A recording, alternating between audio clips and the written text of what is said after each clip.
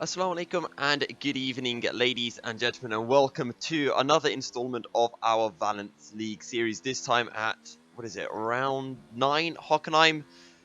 We made it into Q3, having done a lap on in Q2 on the hard tyres. So I just wanted to take you through a hot lap that we did on the soft tyres, going into turn 1. Just a little left, drop it down into 6th gear and then back on the power. So easy to mess up turn 1, and that's probably where we would be seeing most of the incidents come the race. Into turn 2, you can brake nice and late. We have a bit of a wobble with the back end, and that actually costs us about 2 tenths, maybe 3 tenths of a second, which is really unfortunate, and it did eventually cost us positions, as you will see later on.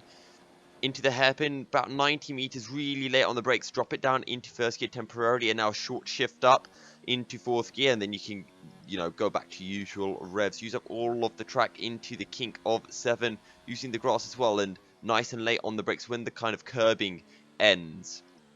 Pull it back over to the left, through the right-hander of, sorry, not Mercedes, as we enter into Mobile 1. A little bit of a lift going in, as we have a quick downshift and now into Sachs, all about carrying speed through the corner, trail braking all the way through, and about maximizing your minimum speed. And into the final couple of corners you go. Keep up the minimum speed and across the line, and we set a 1:11.0. As you can see, we were just 2 tenths off Travesty or Calm in second, and we definitely could have done that if we got our first sector together. I believe you can see there, we definitely had 1/10 in sector 1 if we had just got it right. But there were definitely positives heading into the race. Like, we knew we had the pace to at least challenge it for second. I mean, Flyer is always, on a bit of a flyer, so going to be difficult to challenge. But Calm and Travis definitely in our powers to beat. And of course, you have to remember, we are starting on the hard tyre, so we have a massive strategy advantage over everyone else who, for some reason, always seems to opt for the softer compound tyres. That being said, we're going to have a bit of a tricky start on the harder compound tyres, but I have positive feelings heading into this race. So, lining up on the grid, formation lap done. We've got our tyre temps up, and I'm really cold. You can see me kind of shivering a little bit. The hood's up. I'm a bit hunched up. But 5 red lights. Get ready to go. And away we go for the German GP. As you can see, not a great start. We get absolutely mugged. Charmander, Cradden, and Tent all getting us at the start. We run wide just to minimize any kind of issues happening, and we're in kind of a bit of no man's land now heading into turn 2. We take a little looky around the outside of Tenty, but we're not going to be able to make that one work. So we'll just slot into 7th place for now, and maybe into the hairpin. We can have a little bit of a look-see.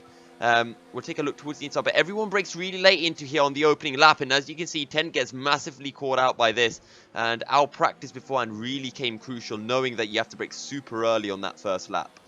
But lap 2, we've caught up to Tent, who, don't forget, has a bit of front wing issue, so bear that one in mind. Tent's really been improving over the couple of races I've been in Valanths League, so good shout to him, and maybe he'll be up there challenging with us for the podium in a couple of weekends' time. But down the inside, nothing too tricky, and up into 6th place. Then lap 5, we can start to see Travesty and the 2 others, the 3 musketeers as we can call them for this race. And thankfully they were holding Travesty right up, so this was all playing into our hands, because we'd be going on to the medium tyres and we'd be absolutely smashing them in the second stint, like, without a doubt.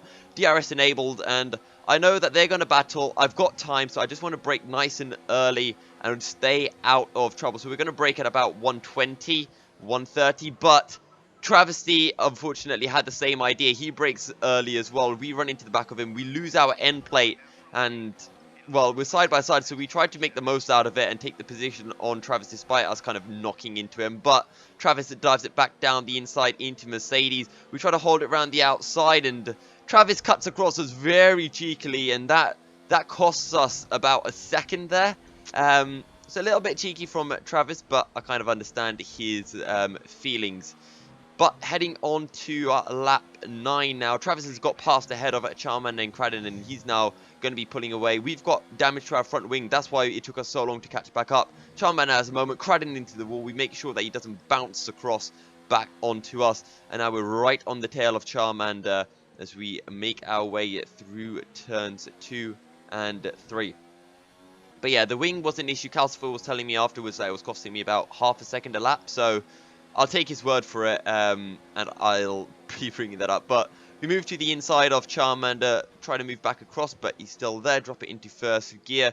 He has a little look for the cutback, but we get on the power very cleanly, actually. And we can see Travis up ahead, so over the last 5 laps or so, Travis has maybe pulled out about half a second as Charmander. He has a little look down the inside into Mercedes, but decides against it. Now, lap 16, Couchy gets well out of the way, and I'm very happy about that. Cheers. Nice little thumbs up as well. Best back marker so far. But yeah, I was really pleased with that. Anyway, lap 18, heading on to 90. We're into the pits from the lead of the race. And I don't know if they're going to change my front wing or not. As you can hear, I was kind of debating about whether to change the front wing or not. In hindsight, I should have. But at the time, I was glad that they didn't. Coming out of the pits, we come out right alongside Charmander. But he pitted about 3 laps before us, and he had fresher tyres, so understandable.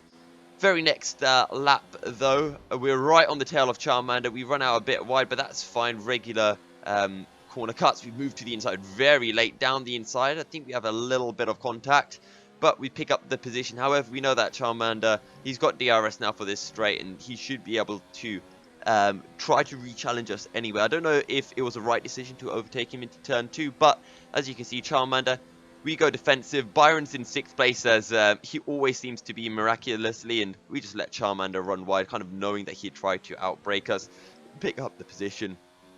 All Gucci.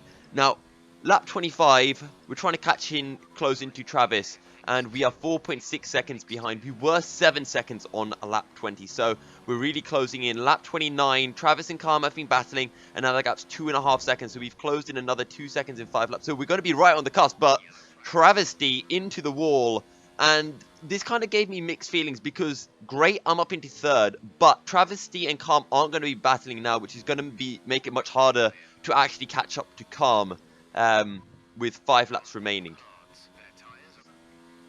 On to lap 31. I'm trying to close it into Calm, who has a 3-second time penalty, but we cut the corner, and it gains us about a 10th, and you know, we were right on that 3-second bubble, and because of our front wing damage, it was just making it a bit trickier to close into Calm. And as you can see on the final lap, we are within that 3-second gap, so if we didn't make that mistake, we would be like on that bubble to take second. And honestly, this entire race was just me kind of kicking myself about losing my front wing. It was just it's just so gutting. And you'll hear from Jeff. Come on, Jeff. Oh, come on.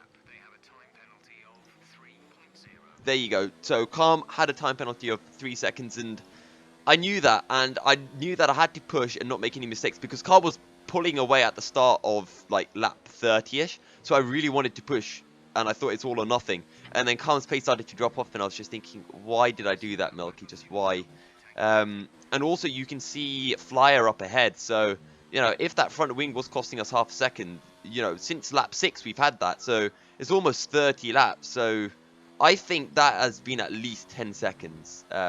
That's how much time this front wing has cost us, which is, it's really disappointing. But through the final corner, we're going to take 3rd. We are within 3 seconds of Calm, and, well, it's another podium for us in Williams, 2 podiums in a row. We can try to make it 3 from 4 at Hungary, or 3 in a row. But that being said, we definitely have the pace to challenge with Calm and Travis, 100%.